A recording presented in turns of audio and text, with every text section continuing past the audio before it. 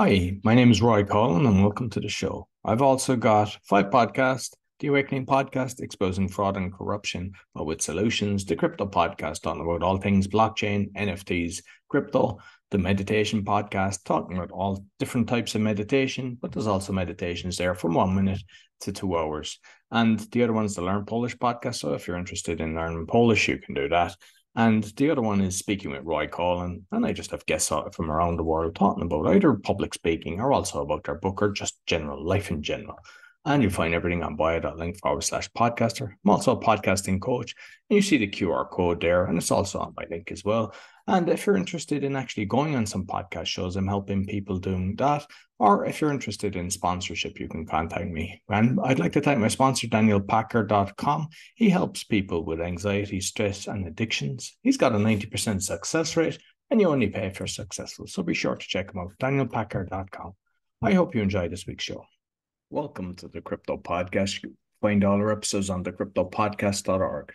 My guest today, from Peru, singer, harpist, composer, model, artist, songwriter, and she's also ventured into the world of NFT arts. Please welcome Catherine Gairard. Did I do it justice? Yes.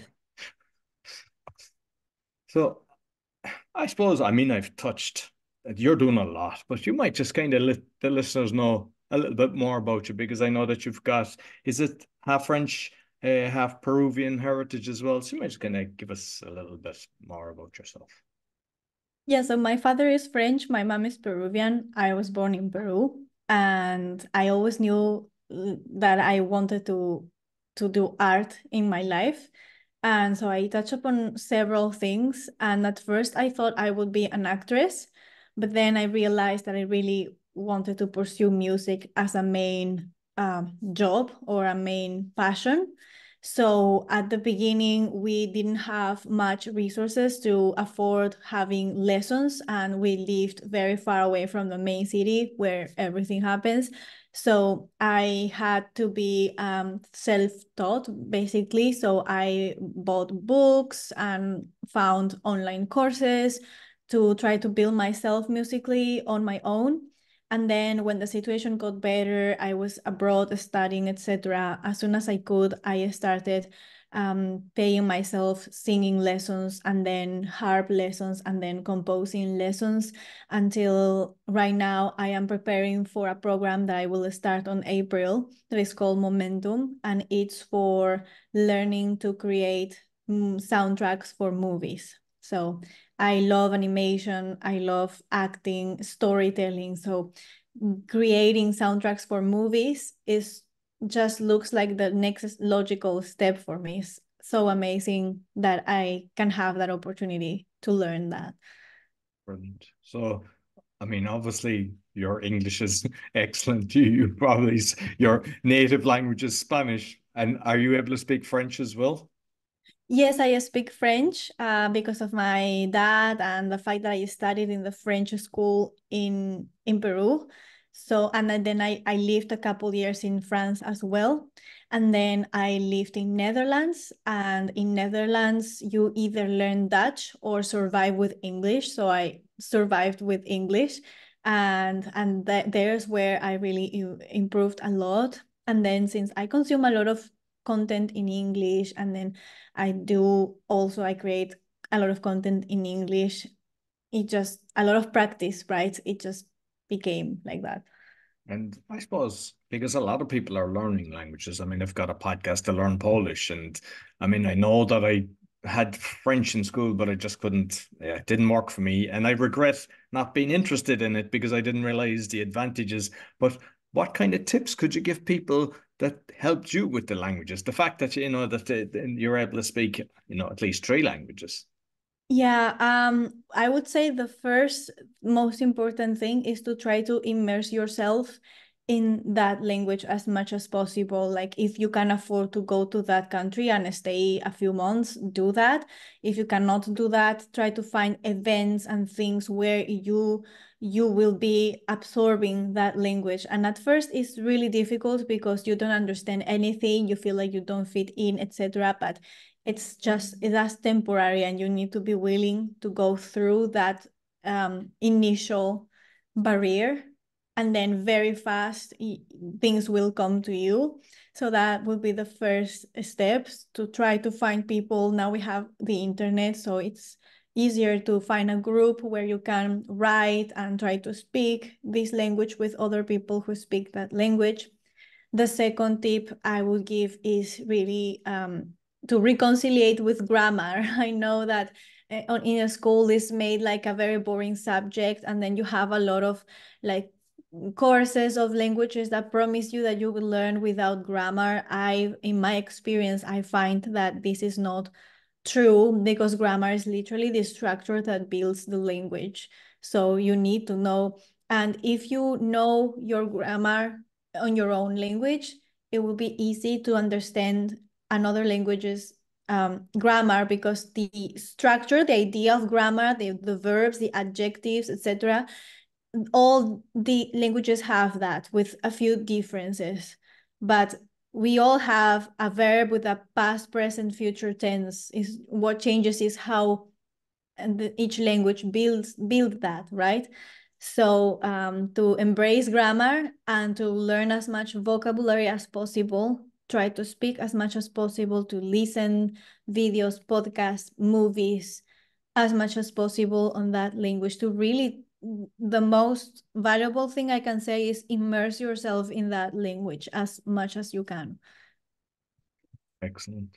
I know that I had a guest, a jazz player, that was doing the NFTs with his music and everything. And I believe it's kind of the art that you're doing and using AI. But I suppose let's kind of give me a bit of your crypto journey, blockchain technology that you understand when you got into understanding NFTs. Okay, so at first when I started hearing about Bitcoin and cryptocurrency, blockchain, etc., since I have developed more of a creative mind, everything that is numbers and technical stuff, it's a bit harder for me to understand, simply because I haven't practiced. And so I was like just hearing about that, trying to understand the basics of that. Yeah, it looks like a good thing on the surface. It's just hard for me to dive really deep into that. And then NFTs came, and I just heard that it was amazing for artists, etc. And at first I was having a hard time understanding or grasping the idea of an NFT. So I got into the community on Twitter, X, and I started going to spaces and participating there and telling people, well, I'm new to this. I just heard it's good for artists, but I want to know why, how does it work? Can you teach me? And so the community is very welcoming, and they have no problem explaining you, giving you resources, like read this, read that, etc. Like, I did it this way, you can do that, you can try this, you can try that. And also the more you grow and you kind of network on that community, like collectors start to recognize you. And there's also lots of spaces that are done specifically to connect artists with collectors, and you present your piece, and then someone can buy it if they like it. So it's a very, very amazing experience. They also organize contests sometimes, or even like sort of concerts kind of thing, where you literally play live on the spaces. So sort of like a concert. And I was doing a lot of that and learning step by step.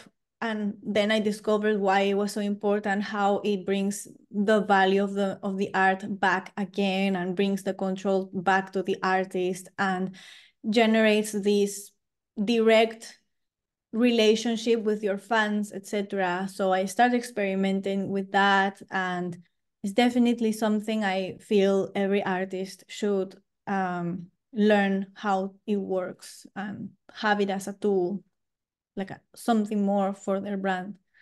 And are you kind of, because I've seen on the website the two different pictures of the heart with the AI. Is it something that you're planning on doing with the music as well? Because I know some of the musicians, because I mean, I've heard your music on Spotify. It's beautiful, beautiful voice, and the sound is lovely. But I know that, when you're kind of working with, big corporations, you're lucky to see a fraction of it. Whereas when you're doing it as an NFT and you've got the fans and they're paying for it, you get it Mhm. directly. And then if they're Yeah. reselling stuff, there's like the royalties. So is it something that you're looking at to do your music as well on the NFTs?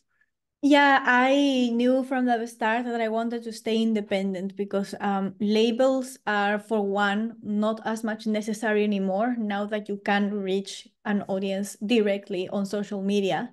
And second, that means that you can create a niche of your own where people who like you will find you, and you bring more value to that people. So it's a smaller community, but you don't need to be known by millions and millions of people to actually make a living of your music.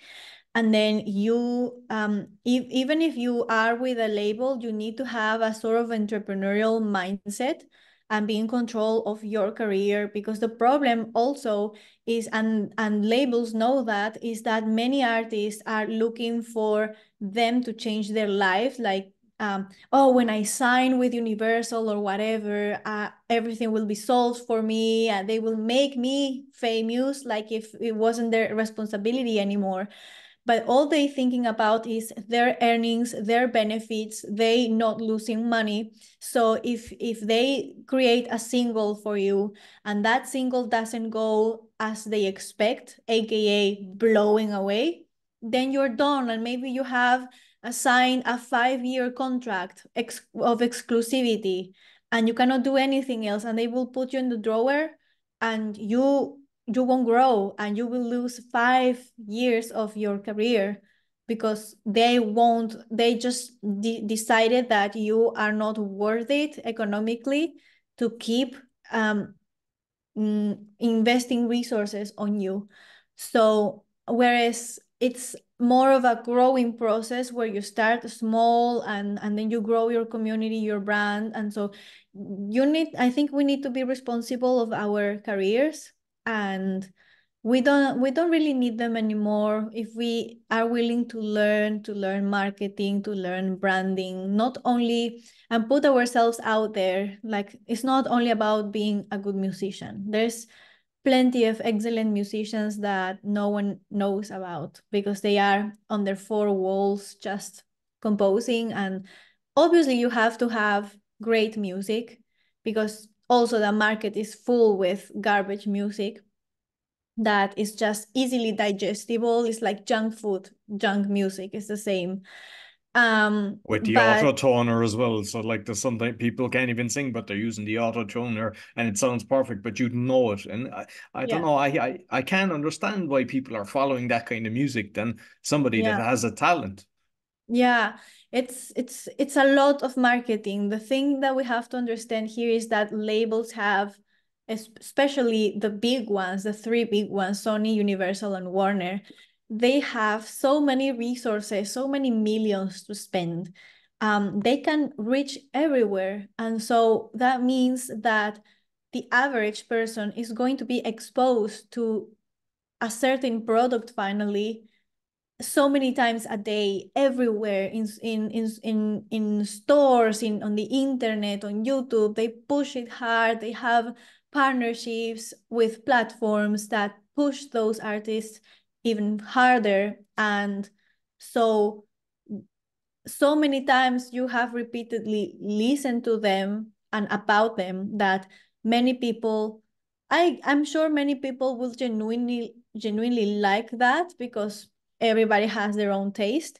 But also many people just know that exists. They don't know there's more in life. They just because they are busy or sometimes lazy or whatever, just to focus on their lives, they don't do that active research. So they just receive what is given to them, and they think they like that, but that's all they know actually. So our work is to be like a grass how you say, like underground movement, and being strategic, knowing that, okay, we don't have those millions and those resources and those partnerships, so obviously our strategy can't be the same. but you grow your community from the ground up. You do networking, you collaborate with other artists as well, and you follow the disruptive technologies like NFTs, and you try to build it like away from that. And the people who have to know about you, they'll know about you, and that's what you need. And you can provide more value in depth to that smaller community, make them feel like they are close to you, in rather than being this star that is inaccessible, that no one can touch, so it's different approach totally.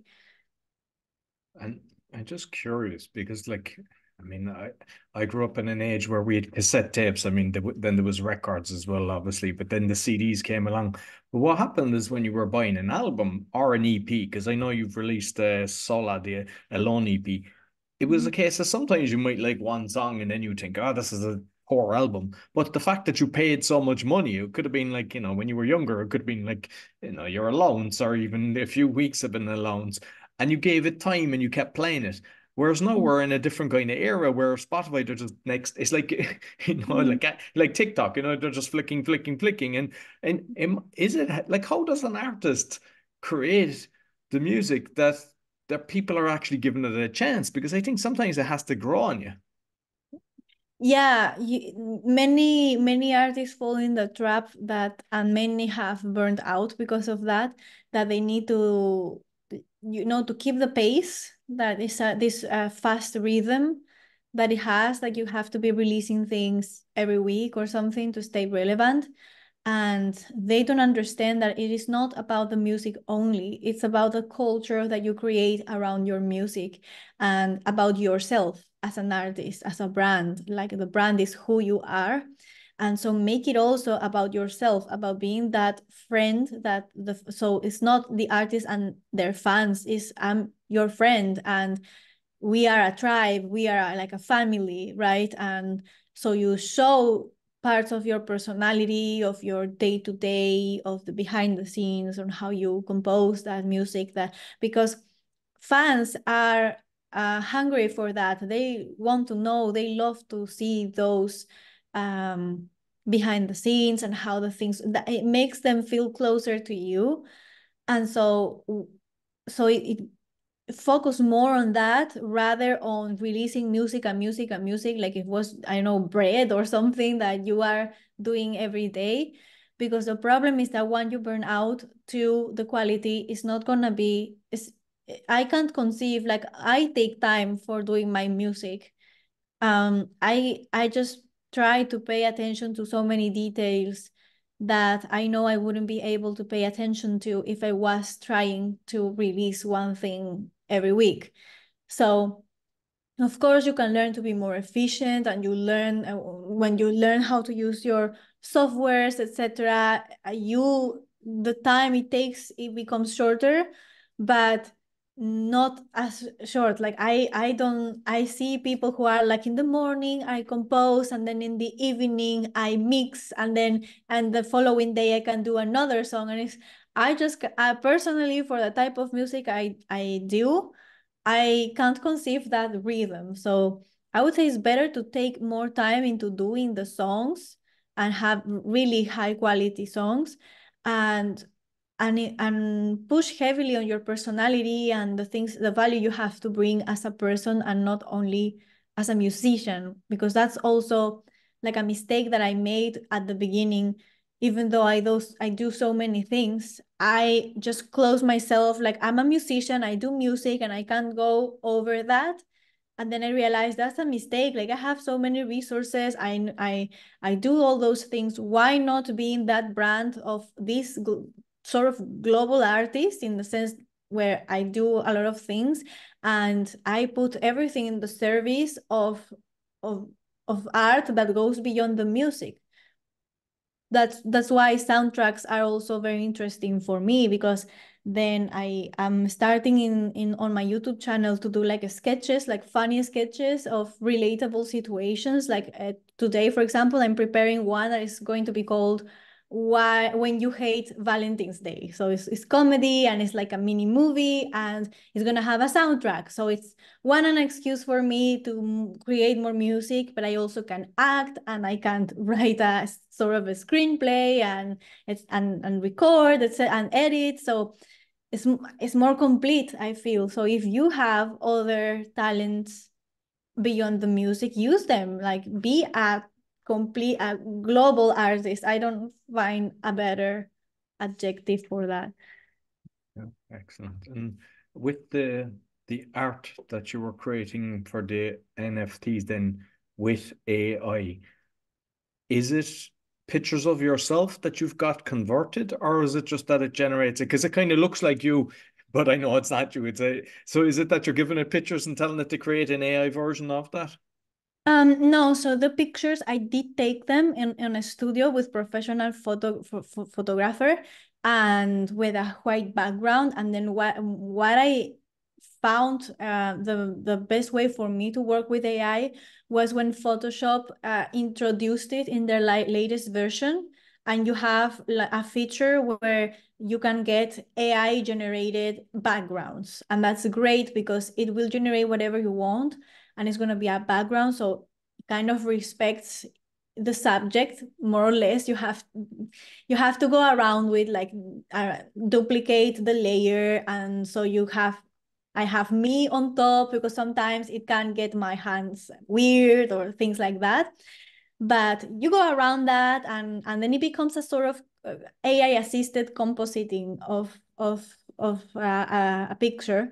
And so I do the background and it's great because it will make it with the right proportions, the right perspective, the right color palette.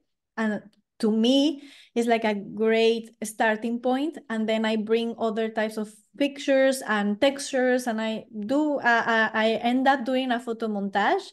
So the me in the pictures is really me, but the backgrounds is AI generated plus many things that I put to enrich that and to make it come to life more, let's say. So that's how I use it. And for the NFTs, the project I'm working on, it's a collection of one-on-ones called Harp Dreams. And so it's gonna be little pieces written for harp by me that last less than a minute with those visuals. Since NFT art was primarily for visual artists like illustrators and painters, things like that. Like you can put the music in, but it always has to have like it's not much different than an album, right? You have the music inside the album, but the album has a cover art. So it's kind of the cover art for that story that I'm telling with the harp in that little piece that I wrote. So it's gonna be a collection of those. And have you decided which platform you're going to use? Because there's so many out there, and I see some are disappearing. It seems to be like at one stage I was going uh, creating something like similar to that. It was like moving art, but having music in the background. And it was like I Yeah. got brilliant artists involved and everything. But I just felt it wasn't the right time because there was so much fraud going on, and like even OpenSea and a few of the others, it didn't look right. So I just kind of waited. I still got the stuff ready, but I'm just curious. Have you kind of determined which one will serve you best? Yeah, well, actually, my first experiment with that I did 10 copies of Guerra, Odio y Dolor, which is War, Hate, and Sorrow in English, one of my songs that is on YouTube. It was made on a platform called Min Songs that for a few months I disconnected from the NFT community. And when I came back, they told me they completely disappeared. People were like, what's going on? So I know that happens a lot. So I, for now, kind of switched to Foundation, which seems to be pretty solid and the interface looks really nice. But the goal for me is to have my own custom minting page, which is much better because you can optimize it to be more efficient in terms of resources, in terms of gas fee. So for those who don't know what gas fee is like a little fee for the miners that when you are creating a NFT, you have to pay that little fee for the miners, right? And so you have to have that. And when if you want to, for example, be based on Ethereum blockchain, they have very high gas fees. So sometimes, most of the time, so having your custom website, actually, you can make it more efficient and have less gas fee, simply because it's your own, and it also works best. It's faster. You can also brand the website so it all looks the same. It looks in brand, and it doesn't look anymore like that shady website that you click somewhere and you find yourself on OpenSea, for example. I really detest OpenSea's interface. It looks so weird. Looks really like a strange side. It's not a modern aesthetic at all. I don't know. But having your own custom page can solve all that. It feels like a continuation of your normal website. So that's my goal, to have my own page. And just curious then, with like the modeling, is that something, because I know you see people, they take pictures that can be used in different things, like on Pixabay and all these, there's a lot of different ones. Is it something that could be done on as an NFT as well, that people, buy a certain picture and can use it, but then if they resell it or whatever, you get a royalty. Is there anybody using that for the modeling side of things? Um, yeah, I normally how it works is that you can pay your photographer for the session. So once you do that, the pictures are yours and you edit them the way you want. So I rather do that. I pay the photographer their fair amount for the time and the effort, and then the pictures are mine. Also because it's not a collaboration where the photographer comes with an idea and then you come with your idea. So it's like his pictures for your pictures type of situation. This is more, I want to do this, so I pay you your time, the studio, etc. So everything is covered for them. So now the pictures are mine. It's my idea, my concept. So I tend to do that mostly. And then of course, in the NFTs, you can activate the royalties. So whenever a collector resells that, I get a royalty of that, which with a master with a label, it's almost impossible to do, because you earn with a label, you earn money by the selling of the catalog, meaning the selling of the albums, but they own the master. So that's why it's so unfair, because they give you an amount of money upfront, but it's a loan. It's not a payment. It's a loan where there's half is for living, half is for the production of the album. And then and still you can, if you are lucky, you can have, let's say, 20%. You are so lucky if you have 20%. Like, you are a genius of negotiation with those people. But let's say, for the example, you get a 20%, they lend you 200,000. And from there, half is for you, for living during the production of the album, and the other is for the production of the album. And now they start selling and promoting the album, and all the money that gets in first is gonna go to them to recover their 200,000 they lent you. So you are seeing zero until, if you are lucky, once you have paid your debt off, you then start earning 20% of everything that. So at first they are getting 100% until the loan is paid. And so you would say, okay, but if I'm paying back, then the master is mine, because yeah, you produce the master with the money that you lent me. But now that I gave you the money back, then I should own the master, right?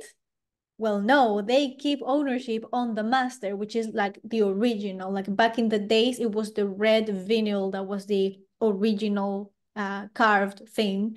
And from there, all the copies will be manufactured. So now the modern equivalent to that is the WAV file, the WAV file, that you shouldn't send to anyone. That's like your original thing, and that's like your master. And so the label owns that. And if, for example, a brand that you don't like comes and they need music and the label happens to use your song, one, you cannot say no because I don't support that brand. It doesn't have my values or whatever. So that happened to Bruce Springsteen. Like he saw one of his songs in a brand advertising he was totally against, and he was pissed off because it was a label situation. He had no control over that.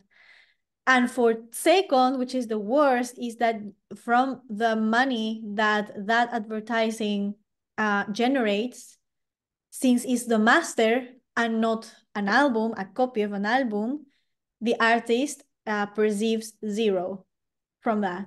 So you can have a Joan Jett song on an advertising, and then I am wondering, did she even get, I don't know, because I don't know if she's independent right now, or if that's still under the, like, her old famous songs from the 80s. Like, is that still under label's control, or does she have the control over that? So maybe you see that song in many movies and in many advertisings, but maybe she's not perceiving, I don't know, anything from that. So that's the industry, how it used to work. Yeah. And now you have an NFT that you upload, and maybe according to how big is your brand, you can sell for, let's say, 300 euros, which doesn't sound as much, but is 300 euros clean that come directly to you from a fan that wants to support you. So like, it's a huge difference. Yeah. Without being a slave from a label. Yeah. And I think it's very important that fans know how that works. Like, I remember I was explaining that on a TikTok live, and a fan told me, now I understand why, I think it was Prince, entered in a meeting with all the managers and label representatives with letters written on his forehead saying slave. Like, it was his protest, and no one was understanding why he was doing that. And once I explained them how it works, they were like, oh, wow, now I understand what he was doing at that moment. It's so sad because Yeah. it happens to the big ones as well. Yeah, yeah. And with the harp then that you're playing, because I like it's used a lot in Ireland. We even had it on our money, the harp symbol. Like, because I saw the one, I don't know, it was on TikTok or something, that is like a grown one. So there's different types, yeah. There's one that you play lying down as opposed to the one that's kind of up. So is it different versions that you play? No, I think you are talking about my electroacoustic harp that is very small, that I bought recently for traveling purposes. That one is very small. It fits in an overhead compartment of an airplane. It's a brand that has happened quite recently, a few years ago, that is called e-harp. So they created that concept to democratize the harp, let's say, to bring it to the more people. And so I was just tuning it. It was laying flat because it's easier to tune that way, but then you play it just like the normal harp, vertical, like Uh, like all. Okay. And I mean, I was looking where it was actually, because I wasn't sure it was actually originated in Ireland, but then I'm hearing Egypt. What have you kind of come across? Where did the harp come from? So the harp is, if not the most ancient instrument, is one of the most ancient instruments of human history. There's data of harp being used thousands of years ago. So yeah, Egyptians, Babylon, etc., did have their versions of harp. And then, if I remember correctly, it might have traveled to Europe in the very ancient times with the commercial exchange, even the slavery exchange. So, and then Europe adopted the harp, and then several types of harp in different regions have developed. The Greeks have their versions of lyra and harp. And then it's a very Celtic, it was in the Celtic culture also, the harp.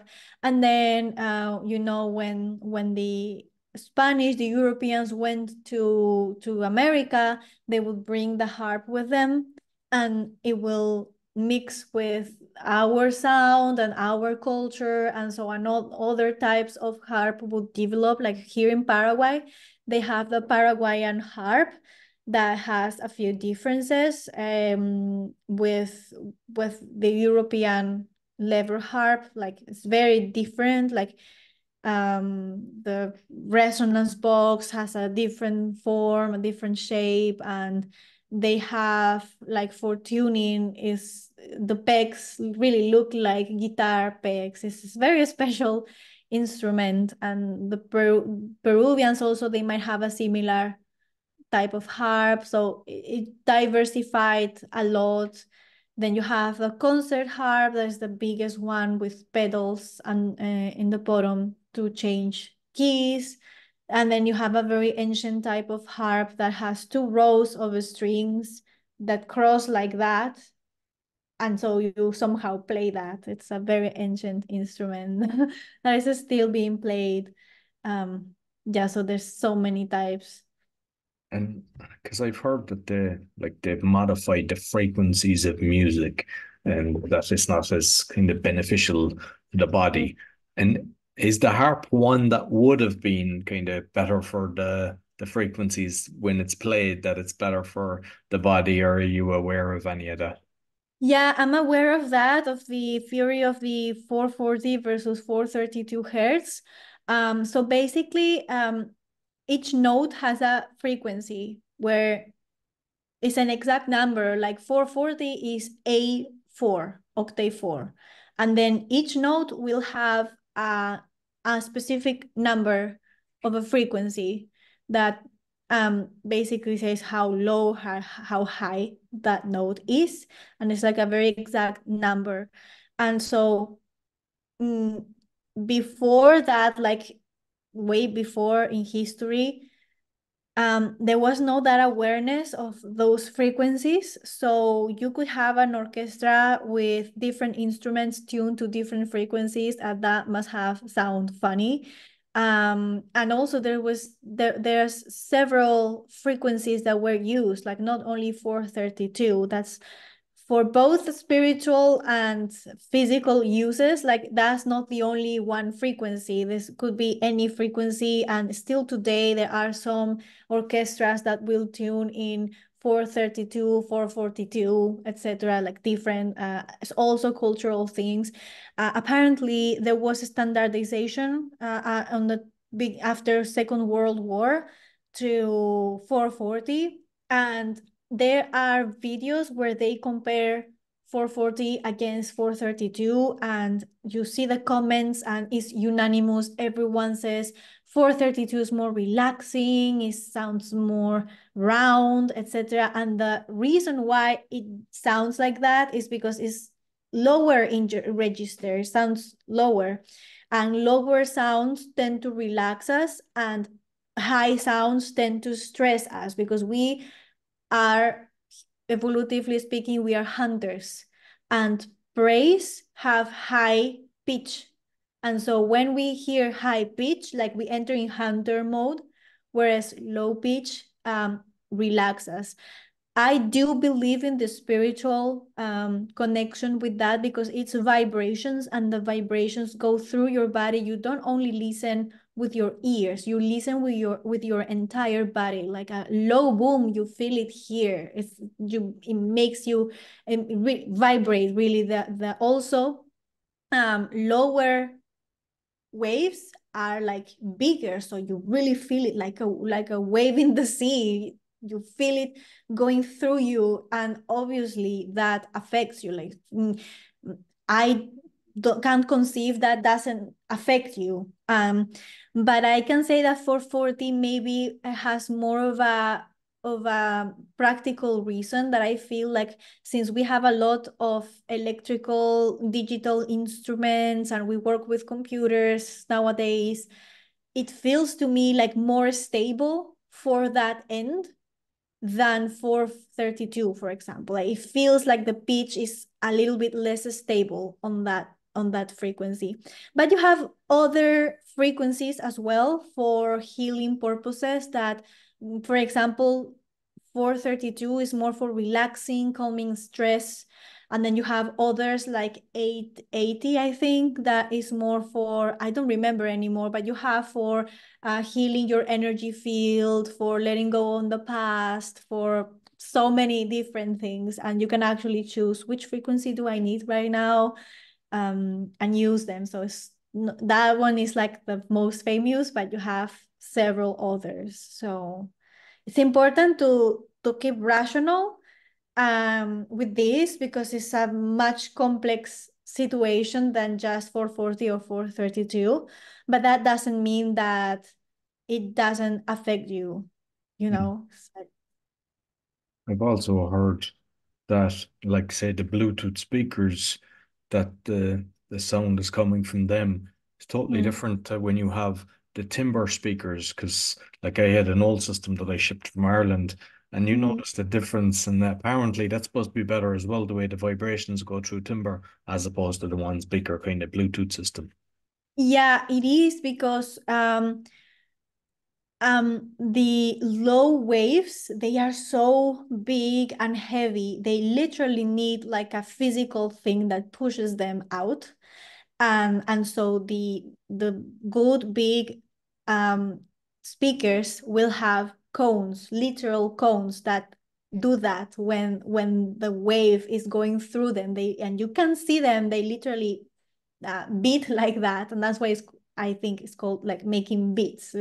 It's moving like that, and you need, that's why when you're mixing you need that to really have an idea of how the low end of your song is sounding. And also, like, we have like throughout the years we have evolved to want more and more bass on our songs. And when you have a powerful bass end on your song, you feel like it's better, like it sounds better. It has because our ears are not, have not evolved to be good at distinguishing low sounds.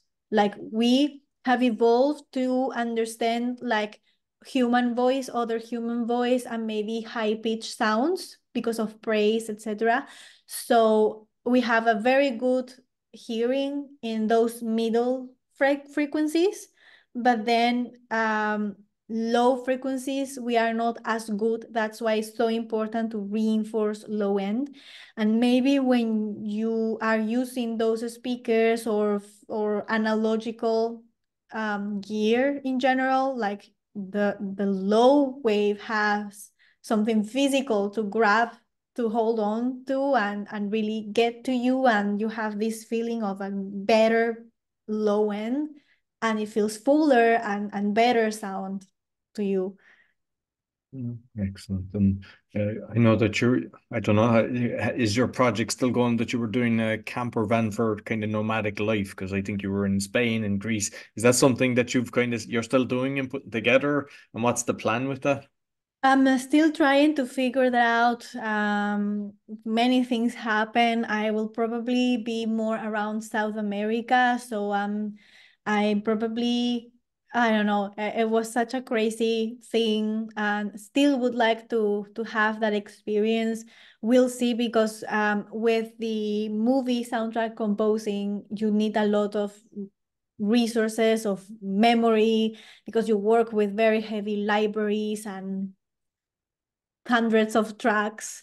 So I'll see if it's possible to make that compatible, maybe with a bigger vehicle or something. So I haven't discarded the project 100%, but it really needs to, I really need like another perspective, another, I learned a lot from that one, and it's not like lost forever. Like the camper van is being finished, but I have to decide whether I sell it in Europe and then I start all over here in South America, or if I send it by a ship from Europe to South America. So I'm considering pros and cons of each, and see how I can marry those two things together.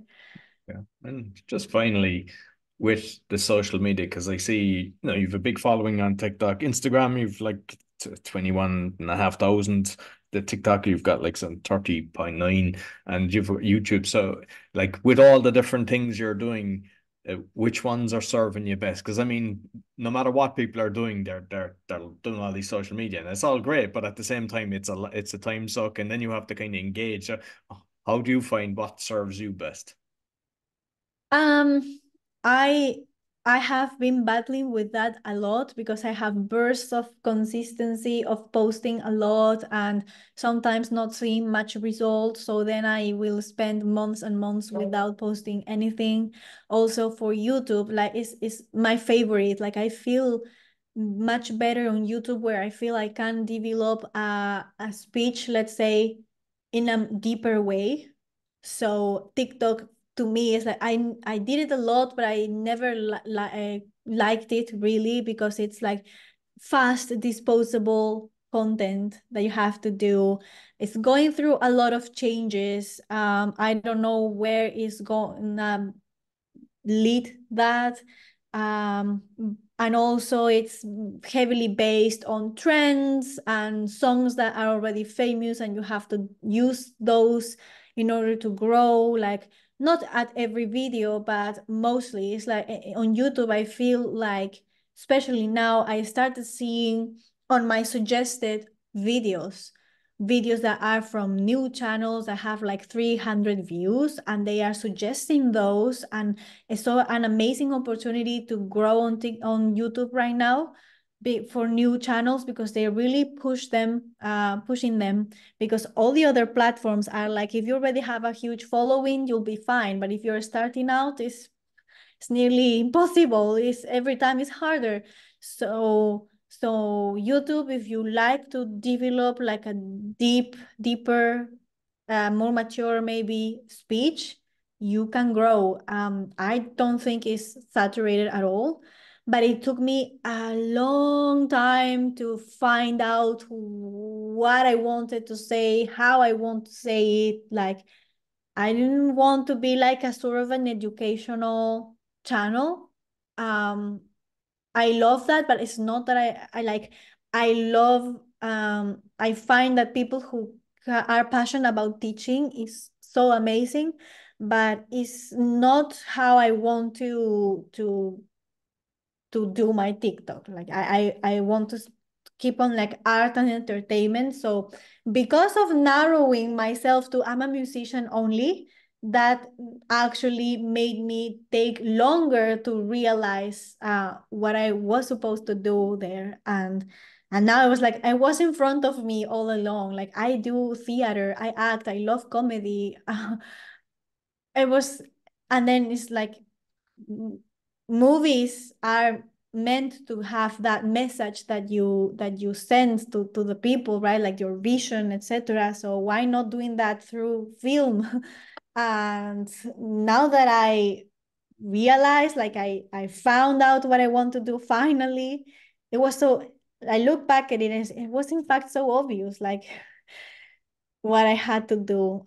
So I'm glad that I opened my mind, and that I'm rescuing back all those things instead of put them aside and using them all for my project. So yeah, that's the plan now.